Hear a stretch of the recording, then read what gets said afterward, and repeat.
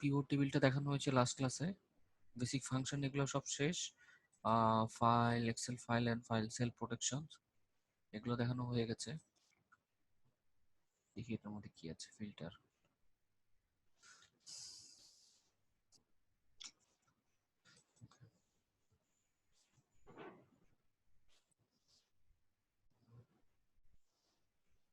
ওদের 4টা বাকি আছে, 4টা একবার লাস্ট ক্লাসে দেখাবো 4টা। আর হচ্ছে আপনার ওকে, ফর্মুলা অডিটিংটা দেখাই আমরা। হ্যাঁ, ফর্মুলা অডিটিংটা আসলে কিভাবে করব, মানে আমরা একটা মিনিট,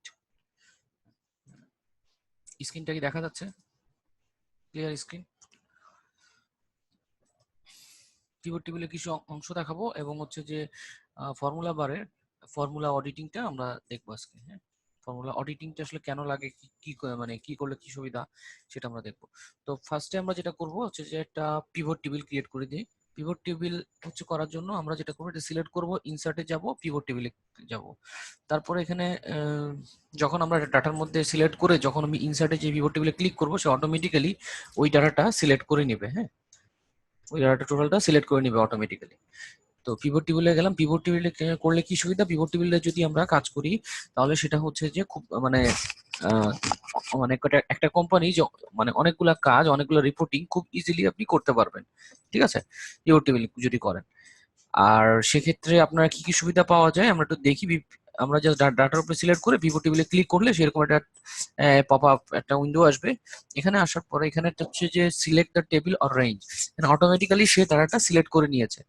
হ্যাঁ, এই যে এখানে যে রেঞ্জ দেখতে পাচ্ছি, যতটুকু ডাটা ছিল ওই টেবিলের মধ্যে সব ডাটাগুলো সে সিলেক্ট করে নিয়েছে। আর হচ্ছে নিউ ওয়ার্কশিট, নিউ ওয়ার্কশিট নামে একটা ওয়ার্কশিটে এখানে বলছে যে choose where you want to the pivot table report to be place, কোথায় আপনি পিভট টেবিলটা করতে চান। ওকে, সেটা হচ্ছে নিউ ওয়ার্কশিট। ওয়ার্কশিট হচ্ছে যে এই যে প্রত্যেকটা শীট নিচে দেখতে পাচ্ছি আমরা, এগুলো হচ্ছে যে এক একটা ওয়ার্কশিট। হ্যাঁ, তো নিউ কোনো ওয়ার্কশিট আমরা তৈরি করতে চাই কিনা, যদি নিউ দিই তাহলে অন্য আর একটা শীট তৈরি করবে, শীট 1, শীট 2 বা এরকম কোন নামে একটা তৈরি করবে।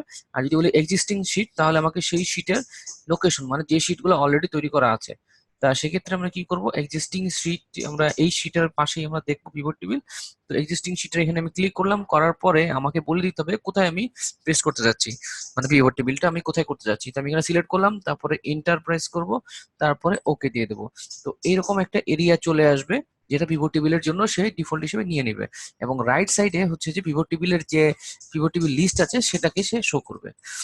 এখন পিভট টেবিল আমরা করার জন্য লাস্ট ক্লাসে দেখেছি, লাস্ট ক্লাসে ভিডিওটা দেখলে বুঝতে পারবেন। পিভট টেবিল আমরা করার জন্য কয়েকটা অপশন মাথায় রাখতে হয়। সেটা হচ্ছে যে ফিল্টার, কলাম, রোস এবং ভ্যালুস। ভ্যালুসের মধ্যে যেসব কলামের মধ্যে ভ্যালুগুলো আছে, যেসব কলামে ভ্যালু আছে সেগুলো আমরা ভ্যালুর এই যে একটা বক্স আছে এই বক্সের মধ্যে টেনে নিয়ে আসবো। আর হচ্ছে যেসব কলামের মধ্যে হচ্ছে যে ভ্যালুস নাই, হ্যাঁ, যেমন হচ্ছে আহ আপনার এই যে এখানে যেসব কলামের মধ্যে নাম আছে, হ্যাঁ, সেগুলো আমরা এখানে আনবো না। মানে এখানে আমরা আনলে কাজ করবে কিন্তু সেটা শুধুমাত্র কাউন্ট করবে। তো আমরা এটা দেখি, আমরা ধরেন মানুষের নামগুলো নিয়ে আসবো, সেলসম্যানের নাম, সেলসম্যানের সরি প্রোডাক্টের নামটা নিয়ে আসি, এবং হচ্ছে যে এইটা হচ্ছে যে কাউন্ট, মানে টোটাল সোল্ড প্রোডাক্ট হচ্ছে যে কি, সেল প্রোডাক্ট হচ্ছে কি, এখানে নাম লেখা আছে প্রোডাক্টের নাম।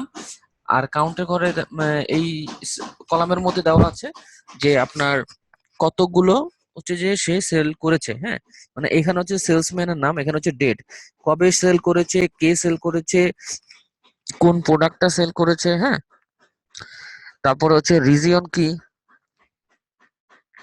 তারপরে হচ্ছে যে আইডি কি, তারপরে হচ্ছে কাউন্ট। হ্যাঁ, মানে এটা হচ্ছে যে আইডি বলতে এই যে যে আইডি থ্রুতে বিভিন্ন প্রোডাক্টের আইডি থাকে সেটা। এটা হচ্ছে যে রিজিয়ন কোন অঞ্চল থেকে সেল করেছে, তারপর হচ্ছে কাউন্ট কতটা সেল করেছে। হ্যাঁ, এটা। তা আমি যদি এখন বের করতে চাই জাফর টোটাল এই প্রোডাক্ট গুলোর মধ্যে কোন কোন প্রোডাক্ট গুলো জাফর সেল করেছে, তা আমরা এখানে সিলেক্ট করব। সেলসম্যানটা আমরা ধরে এনে রো বরাবর যদি দেই, তাহলে এই বরাবর সেই মানে এখান থেকে ইউনিক যে ভ্যালু গুলো আছে, ইউনিক নামগুলো আছে সেগুলো এখানে নিয়ে আসবে। আর যদি আমরা এখান থেকে উপরে দেই কলাম, তার মানে কি এই বরাবর সেই নামগুলা ইনসার্ট করবে। কারণটা হচ্ছে যে আপনার কলাম মানে কি, কলাম হচ্ছে যে এটা একটা কলাম, এটা একটা কলাম, এটা একটা কলাম। সো সে রাইট বরাবর মানে কলাম বরাবর সে ইনসার্ট করবে। ওকে, তো আমি এখান থেকে নিয়ে আসি। সেলসম্যানের নামটা আমরা এখানে নিয়ে আসলাম।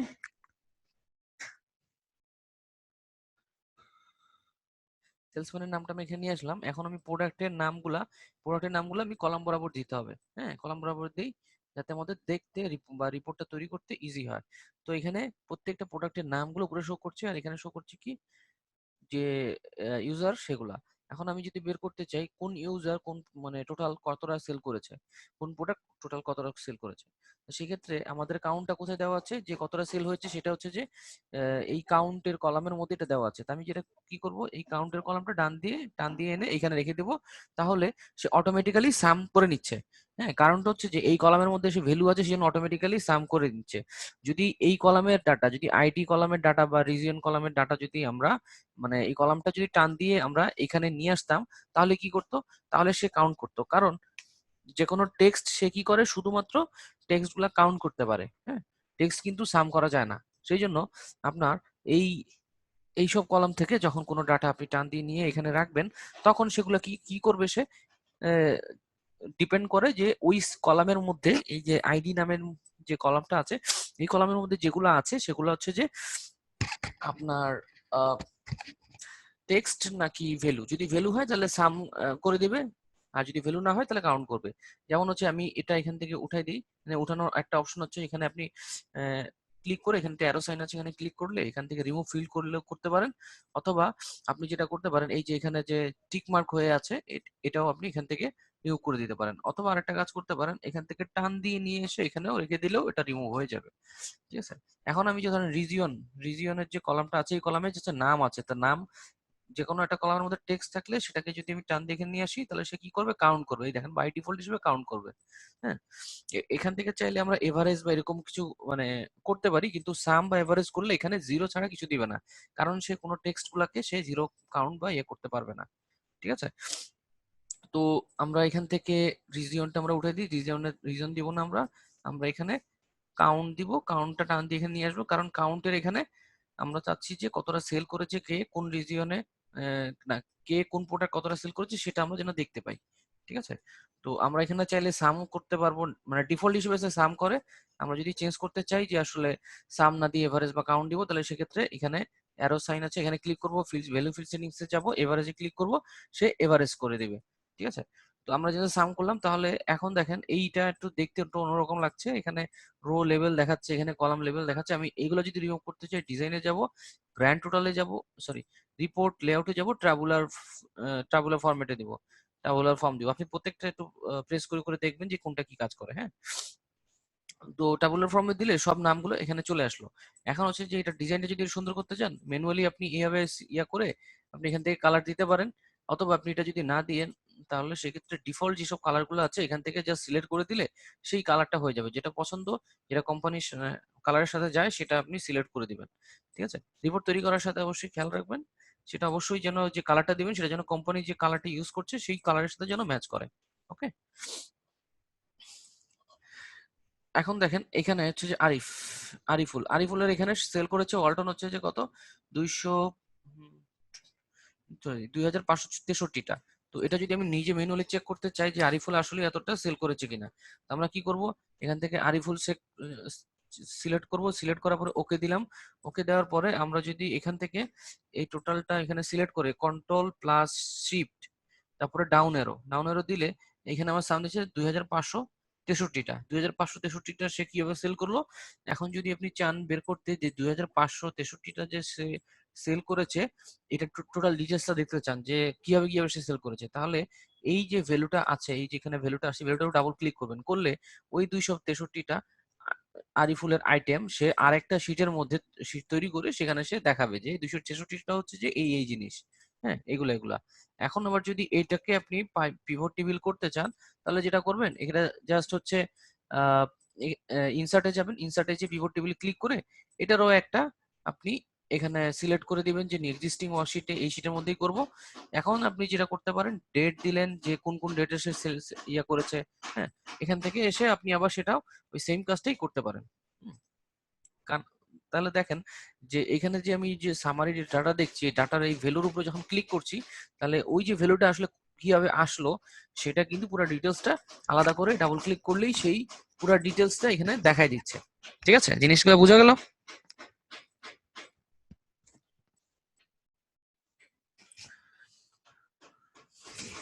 বুঝতে পেরেছেন নাকি কঠিন মনে হচ্ছে?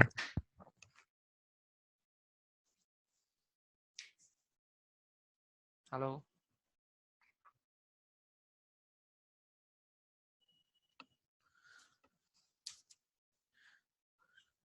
Hello,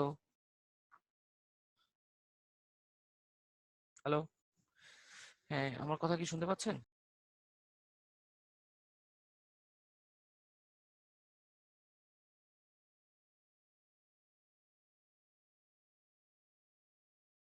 hello. হ্যাঁ, হঠাৎ করে মনে কানেকশন চলে গিয়েছিল, মানে আহ, এই যেখানে যে ডাবল ক্লিক করলে যে ডাটাটা চলে আসে এই জিনিসটা দেখিয়েছিলাম, এটা কি বুঝতে পেরেছেন নাকি এই পর্যন্ত দেখেন নাই?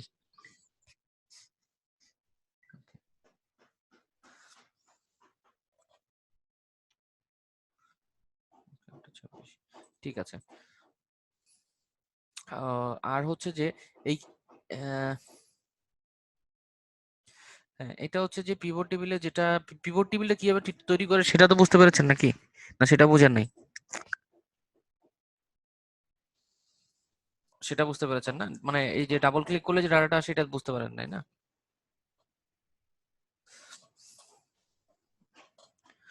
হ্যাঁ, সেটা হচ্ছে যে পিভট টেবিলের যে ডাটাটা আমরা রেডি করবো, রেডি করার পরে যে ভ্যালুগুলো এখানে শো করবে সেই ভ্যালুর উপরে যদি আমরা ডাবল ক্লিক করি, হ্যাঁ, মানে ভ্যালুর উপরে মাউসটা নিয়ে গেলে সে কিন্তু দেখাচ্ছে যে ভ্যালুটা কিভাবে আসছে, কার ভ্যালু, হ্যাঁ, পুরো একটা সামারি, একটা ছোট অ্যালার্টের আকার, অ্যালার্ট আকারে দেখাচ্ছে, হ্যাঁ। আর এই ভ্যালুটার পুরো ডিটেলসটা যদি দেখতে চান তো যে কোনো একটা, যে ভ্যালুটা আসছে সেটার উপর ডাবল ক্লিক করলে সেই ভ্যালুটা দেখা দিবে যে ওই যে ভ্যালুটা, যে 48টা দেখাচ্ছিল ওইখানে, ঠিক আছে, ওই 48টা যে দেখাচ্ছিল ওই 48টা আসলে কিভাবে সে পেয়েছে, তো এখানে ডাবল ক্লিক করলে সেই 48টা দেখাচ্ছে 12 12 12, 4 12 48, হ্যাঁ। এখন আপনি যদি আগের জায়গায় ফিরে যেতে চান তাহলে কন্ট্রোল জেড দিবেন, কন্ট্রোল জেড দিলে ডিলিটের অপশন আসবে, তারপরে ডিলিট করে দিবেন। কারণ আপনি যখন ডাবল ক্লিক করে কোনো ভ্যালুর উপর ডাবল ক্লিক করে যখন তার ডিটেলসটা বের করছেন তখন সে দেখাচ্ছে একটা শীট তৈরি করছে, নতুন একটা শীট তৈরি করছে, করে তার মধ্যে ওই ডাটাটা নিয়ে সে এই আরেকটা শীটের মধ্যে দেখাচ্ছে। ঠিক আছে, তখন কন্ট্রোল জেড দিয়ে আবার ডিলিট করে নেবেন যদি দরকার না লাগে, যদি দরকার লাগে তাহলে সেভ করে রেখে দিবেন। ঠিক আছে। আর ধরেন আপনার এখানে এখানে হচ্ছে জাফর হচ্ছে যে 110 এবং 478টা প্রোডাক্ট সেল করেছে, তা 110টা হচ্ছে কোন প্রোডাক্ট, 110টা হচ্ছে ডেল পিসি সেল করেছে 110টা, আর এইচপি পিসি সেল করেছে 478টা। তো এই টোটাল হিস্ট্রিটা যদি দেখতে চান তাহলে এইখানে যে 588, হ্যাঁ, 588 এর উপর ডাবল ক্লিক করলে ওই টোটাল হিস্ট্রিটা সে দেখাবে যে 588টা যে ডাটা এই দুইটা মিলে যে আসছে, এই দুইটা ডাটা আসলে কোথায় আছে, মানে কিভাবে আছে। জাস্ট এটার উপরে ক্লিক করলে সে ওই ডাটাগুলো জাস্ট হচ্ছে যে ওইখান থেকে নিয়ে সে দেখা দিবে যে আপনার এটাই হচ্ছে যে টোটাল সেই 588টা ডাটা। যখন দরকার লাগবে তখন ঠিক ডাবল ক্লিক করে ওই জিনিসটা কপি করে আহ, মানে আরেকটা শিটের মধ্যে নিয়ে দিয়ে দিবেন, যখন মানে এই ধরনের কাজ যদি কখনো আসে। ঠিক আছে। আর যদি আপনি এখানে মানে যেই ভ্যালুর উপর ডাবল ক্লিক করবেন সেই ভ্যালুটা আসলে কিভাবে আসলো, কোন ডাটা থেকে আসলো পিভট টেবিলে, সেই সামারিটা অটোমেটিক্যালি নিয়ে সে চলে আসবে, হ্যাঁ। তো এটা আসলে আপনি যেটা করতে পারছেন, এটা শুধুমাত্র ওই যখন যখন যে ভ্যালুগুলো আছে সেগুলোর উপর ডাবল ক্লিক করলেই সেই ভ্যালুর সামারির যে ডাটাটা যে থেকে নিয়ে আসছে সেই রটা নিয়ে চলে আসবে। ঠিক আছে, বোঝা গেল এটা নাকি এখনো বুঝেন নাই? ওকে। আর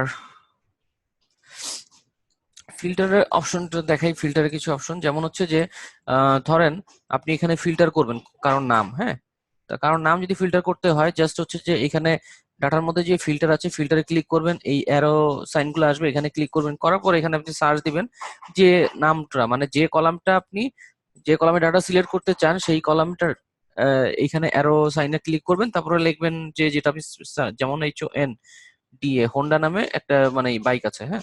তারপরে হচ্ছে যে আপনি চান যে পিসি নামে যা যা লেখা আছে সেগুলো যেন চলে আসে। আছে। তার মানে হচ্ছে যে এই কলামে যে ডাটাগুলো থাকবে, এই কলামের এই ফিল্টারের যে অপশন আছে এখানে যদি ক্লিক করি তাহলে শুধুমাত্র সে এই কলামে ডাটা সার্চ করবে, এবং এই কলামে ডাটা সার্চ করবে সাথে সাথে যেটা ফিল্টার করবে এই পাশের গুলো ফিল্টার হয়ে চলে আসবে। কারণ সে, আমি যদি এখন হোন্ডা বাইক করি, HONDA, তাহলে ওর সাথে রিলেটেড কি আছে, এর সাথে রিলেটেড আছে হচ্ছে যে সেলসম্যানের নাম, রিজিয়ন, এগুলো ফিল্টার হয়ে চলে আসবে। ঠিক আছে। আর হচ্ছে আপনি যদি ডেট ফিল্টার করেন তাহলে ডেটের অপশনে এখানে দেখেন, ডেটে যখন ক্লিক করছেন তখন এখানে দেখবে ইয়ার, ইয়ার দেখাচ্ছে 2012, 2011, এবং সাথে দেখাচ্ছে কি মাসগুলা। তা আপনি এখান থেকে চাইলেও আপনি এখানে জান লিখলে কি কাজ করবে, হ্যাঁ, JAN, যে যখন জানুয়ারি লিখছি তখন হচ্ছে যে 2013 সালের জানুয়ারি, 2012 সালের জানুয়ারি, 2011 সালের জানুয়ারি সেটা দেখাচ্ছে, ইয়া করছে, ফিল্টার করে নিচ্ছে। Q1 যদি লিখি, না Q1 কাজ করবে না, QU এগুলো কাজ করবে। ঠিক আছে। তার মানে আমি যখন জানুয়ারি ফেব্রুয়ারি লিখছি তখন শুধু জানুয়ারি ফেব্রুয়ারি মাসের ডাটাগুলো সে এখান থেকে ফিল্টার করে নিচ্ছে। সাথে আরো কিছু অপশন আছে ফিল্টারের, যেমন হচ্ছে ফিল্টার, যেহেতু আমার এই কলামের ডাটাগুলো হচ্ছে কি সব হচ্ছে ডেট, তো ডেট, ডেট দিয়ে কিভাবে ফিল্টার করা যায়, এই হচ্ছে ডেট দিয়ে ফিল্টার এগুলো করা যায়, যেমন নেক্সট উইক, তারপরে হচ্ছে যে টুমোরো, টুডে, হ্যাঁ, দিস মান্থ। এখানে যদি আপনার ডাটাটা এরকম থাকতো যে 2-1 দিনের ডাটা, হ্যাঁ, যেমন হচ্ছে আজকে কত, নভেম্বরের 20 তারিখ, এখন যদি হচ্ছে যে নভেম্বরের মানে এই বছরের পুরো ডাটা যদি থাকতো, তাহলে আপনি এখান থেকে ইউজ করে আপনি সবগুলা করতে পারতেন। যেমন নেক্সট মান্থ, নেক্সট মান্থের ডাটা কি হইতো যদি নেক্সট মান্থে থাকতো, তারপরে লাস্ট উইক, লাস্ট উইকের ডাটা যদি আমরা চাই সেটা বের করতে পারতাম, যদি আমাদের 2018 সালের ডাটাগুলো থাকতো আজকের দিন পর্যন্ত, হ্যাঁ। কিন্তু এগুলো আমরা করতে পারছি না, কারণ হচ্ছে যে এগুলা হচ্ছে সব আহ মানে এখানে 2011, 12, 13 সালের ডাটা, হ্যাঁ। এখন দেখি লাস্ট ইয়ারটা দেখায় কিনা, লাস্ট ইয়ার দেখানোর কথা না, কারণ লাস্ট ইয়ার হচ্ছে যে কত, লাস্ট ইয়ার হচ্ছে যে 2017 সাল। কিন্তু আমার এখানে ডাটা আছে কোনগুলা, এখানে ডাটা আছে হচ্ছে 12, 13, 11। এখন আমি ধরেন একটা ডাটা আমি 2000 কত, 18 করলাম, সরি 2019, 2018, 2018 করি, তাহলে এখন আমি যদি ফিল্টার করি তাহলে দেখেন 2018 দেখাচ্ছে, 13, 12। এখন আমি এখানে যে ডাটা ফিল্টারে যাই, এখন আমি দেখাই যে দিস ইয়ার, দিস ইয়ার যখন আমি ক্লিক করবো তখন 2018 সালে যে ডাটা সেটা নিয়ে চলে আসছে। ঠিক আছে। তারপরে যদি আমি চাই লাস্ট ইয়ার, এখন ধরেন এখানে এটা হচ্ছে 2000